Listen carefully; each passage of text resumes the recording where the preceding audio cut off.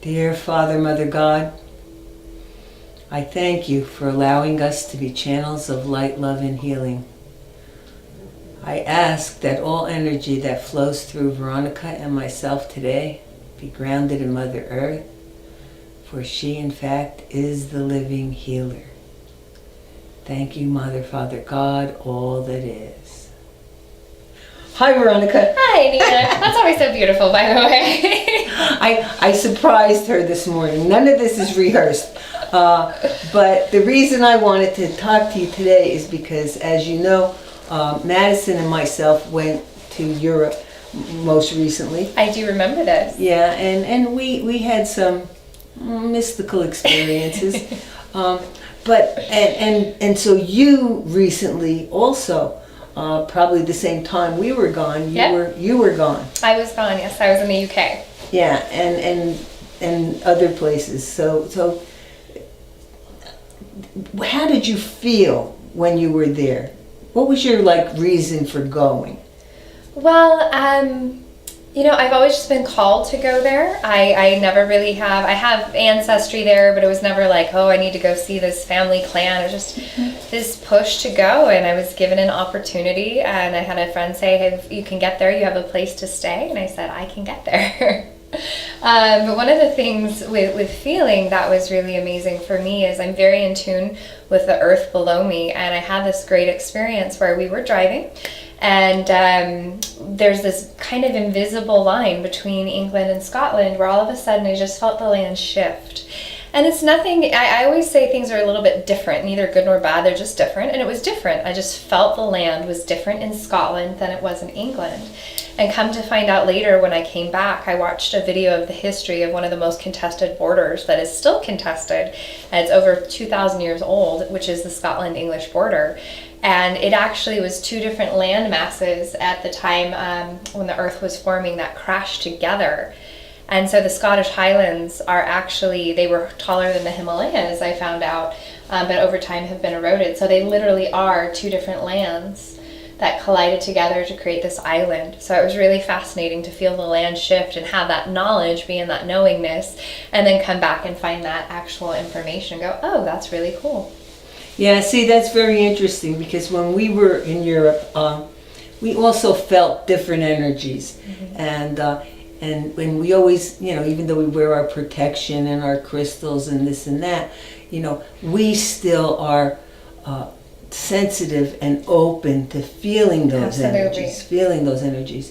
And so I've never been drawn to go to England or Ireland, even though my heritage is from there. Okay. Yeah, but anyway, so I just wondered if you had any other little mystical experiences. I did. So part of it was allowing life to be in the flow. When you're in that flow of energy, you're guided to where you need to go, and we ended up finding some beautiful ruins that there were no other tourists. It was private. It was just my friend and I exploring, and it was because it's such an old part of human history there, that there was this feeling of almost kind of a weight. It wasn't quite ominous, but kind of a guardian energy at these ruins. So I was very cautious when you're a little bit more sensitive to things, to ask for permission to go through, just to enjoy, to observe, to appreciate, and honor the history that was there. And then I said a thank you as I went.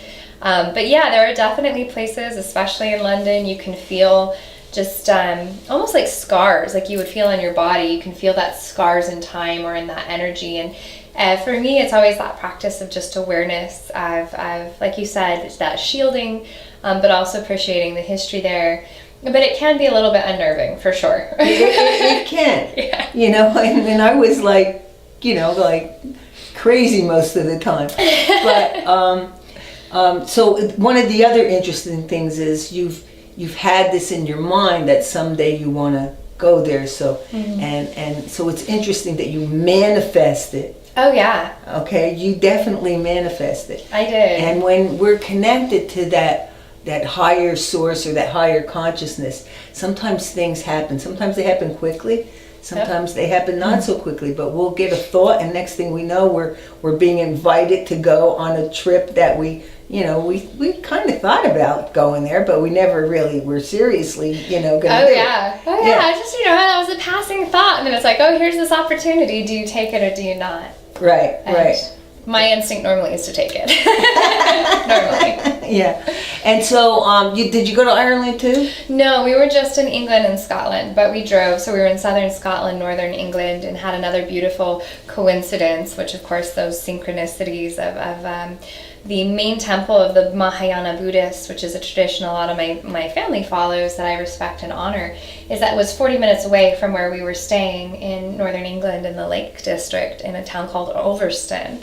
And that was another big push of like, what are the odds of all of the places that you can go in England that I was going to be right next to this location? And that was a beautiful symbiosis too.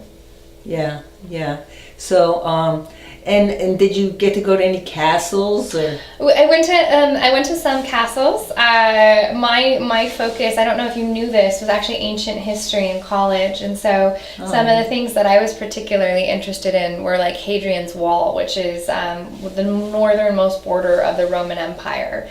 And so when you're there, it just looks like a wall, like any other wall that you see over there, but it actually is hugely historically significant. So I was actually going for more of the ancient history stuff that was there. Yeah. But yeah, the castles are definitely cool. A lot of the old churches. Yeah. And then again, beautiful synchronicity. I wasn't planning on bringing back any rocks. I work in that area and that vibe, but I ended up in this beautiful little shop, and I found this stone called Iona marble that is only found in one spot in the world. It's the most spiritual center of Scotland, and of course I just happened upon this spot. So yes, and that was part of the weight that I brought back in my luggage was a big rock.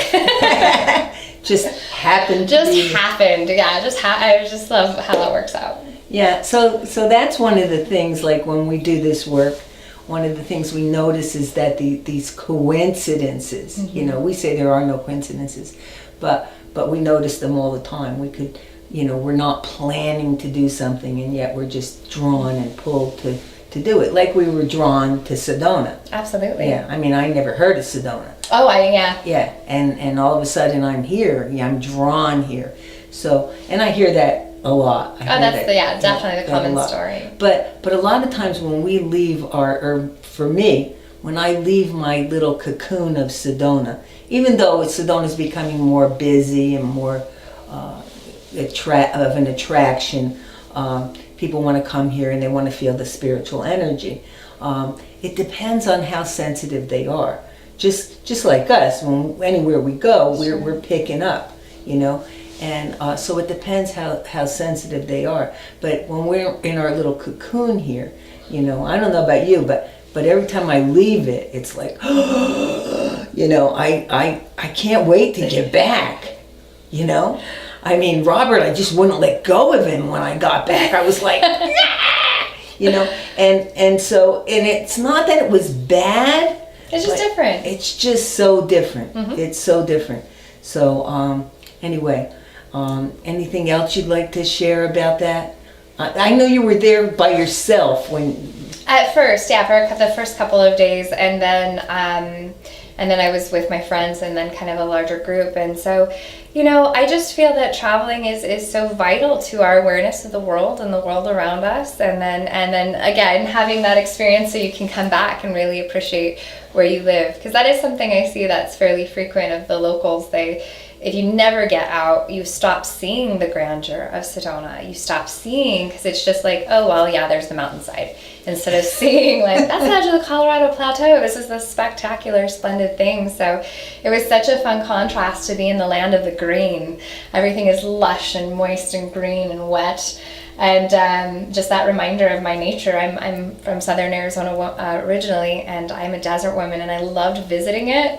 But it's not a fit for me. I love the dry air, and I love the moisture or the riparian areas that we get, because then you appreciate the water a little bit more and the magic that is the water and how life-giving it is. And so it's if you ever get a chance to travel, or more than anything, it's not even just travel. It's when you're given an opportunity to do something, tuning into self and saying, is that a fit for me? Is that something that would benefit me? And sometimes we don't even know why at first. and really running with it, trusting your instinct. But of course, I'm biased. I know that we're going to be biased as psychics saying that. But. Yeah, I noticed when I was with Madison in Rome, we were like, at times we didn't understand. Well, we didn't consciously, you know. We were having these moments, and I'm like, oh yeah, well, that's the place that this happened, and St. Paul's head got cut off, and da da da da da da da, you know. And after a while, that becomes uncomfortable. I mean, yeah, and I think that maybe the difference in our experiences that mine was so much more relaxed, because other than London, I wasn't in heightened areas. Right. I actually kind of went out of my way not to be in those spaces, just because, yeah, you can get on overwhelm, and especially as an empath, it's like, why am I feeling this way? Oh wait, this isn't mine. And sometimes it's the residue of the land, of humans influencing the land, of so many different factors. So yeah, when you're in heightened areas, it's I kind of think of it as Lake Powell, when the wind's blowing through Lake Powell and you're driving on a little boat. The waves are not only bouncing off between the canyon walls, you're also getting it through the wind, so it's hard to kind of get oriented and know how to move forward in that energy. And so, yeah, I actually commend you. I feel like you were a little bit braver on your trip than I was on mine. I was out in the countryside. I just didn't know any better. I learned. I didn't know, you know. Learned. I wasn't going for that reason. I Sure. wasn't going to experience actually Europe in itself. I just was going because I wanted to be in this workshop, this high intensity workshop with Dr. Joe Dispenza, which was fabulous. But just couldn't wait to get back on the ship and couldn't wait to get in that energy, you know, because there's a lot going on there, and you wonder how the people who live there, how affected they are by all that. Oh, absolutely. Yeah. And that was even just in minimal terms of like the sunshine, I actually the weather was beautiful in the UK. I didn't need my umbrella. I just needed my rain jacket a couple of times. But they don't have as much sunshine. There was enough that I was needing my sunglasses. But that vital life force energy you get from the sun, that I'm so used to here, and that's just my nature because I'm used to it. So when it's not there, you feel the difference, kind of a little bit more sluggish, and how it is. That's a great point of like how reflecting on how are we actually influenced by our environment, either through very nourishing aspects or things that could be a little bit more sluggish and heavy, and then how do we practice that being more in that higher vibration. I noticed I went to live in Idaho for a short time, northern Idaho, Coeur d'Alene, and up in that area, and there was a town called Dalton, which is my last name, and of course I was like, oh, maybe I'm supposed to live here, or maybe blah blah blah blah blah. Oh my God, I just totally did not resonate. Doesn't it you fit? know, and then there were, you know, and then I started remembering like Indian wars and I was like, oh, okay, well, I left there after about 6 months because it was overwhelming for me. And probably if you live there, you're acclimated to it. You're okay. But when you're transplanted, it's a different experience. It's obvious. It's a different experience. Well, thank you for sharing with us today. Yes. And I just wanted to really, compare our experiences. And of course, Madison wants to write a book about all this. Of course, I don't know if I got a whole book, and I don't know if I have time to do a book. But anyway, just some little, little things that we don't have time to mention here in the video, little ghostly things and things like that.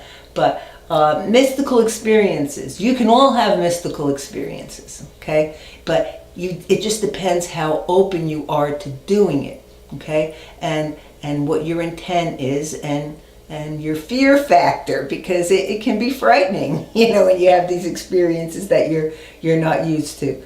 So, but no, you can all do it. Okay, it just is a matter of if you're pulled to do it, if you want to do it, okay, because you have free will and it's all up to you. Anyway, so if you're traveling out there, have a blast. If you're coming to Sedona, It's really beautiful right now. It and is, we're so so yeah. glad to be here, so we will welcome you with open arms. Okay, have a great day, Veronica. Thank you, you too, Anita. Okay, and see you soon.